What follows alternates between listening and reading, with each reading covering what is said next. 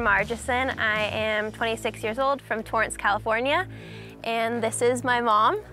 Hi, I'm Carla Margison, and I'm from Torrance, California, and I'm 59 years old.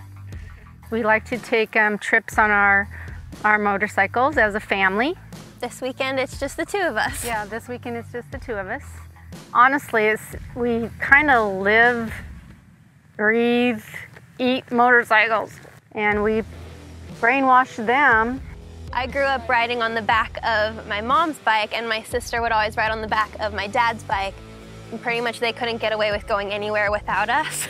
We almost have to sneak out to go for a ride. Yeah, and once we saw them putting on their boots and leather jackets, we're like, where are we going? What do? You tell them no? Our bikes are what we call South Bay Originals. The front end, a lot of the people that we know that live in the South Bay area, Redondo, Torrance area, all have the same front end, and it's called a Fats front end. And even if you look at the sissy bar, from the sissy bar it comes down and there's like a bar that swoops down, and that's called the South Bay swoop. So you'll even see a lot of the bikes and you'll go, hey, that's a South Bay bike. And there's a reason for the swoop too, because we have the auxiliary gas tanks on the backs of our bike. So because of that extra weight of the 1.5 gallons of gas on the back, that extra swoop gives it more support. And that too is another South Bay thing, is the extra tank on the back that was made out of a fire extinguisher. 3 years ago, I joined the Victor McLaughlin Motor Corps stunt team. It started in 1935, which makes it the oldest motorcycle stunt team in the world, which is really special to me because I think that I get to be a little bit part of history. I'm currently the only female in the United States that does this style of motorcycle stunting.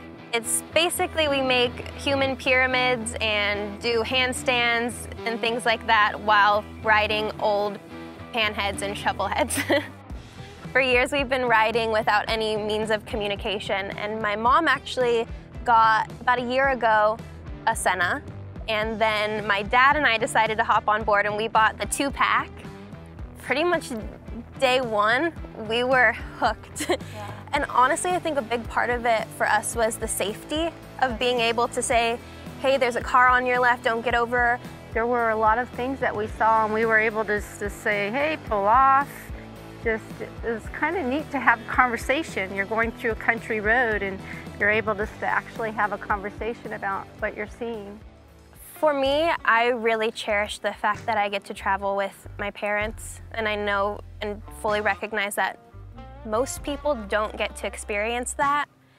And so every trip that we go on, I take full advantage of, and I have a bond and relationship with my parents that I know a lot of people aren't fortunate enough to have. And I really think a big part of that is just because I really don't know a whole lot different.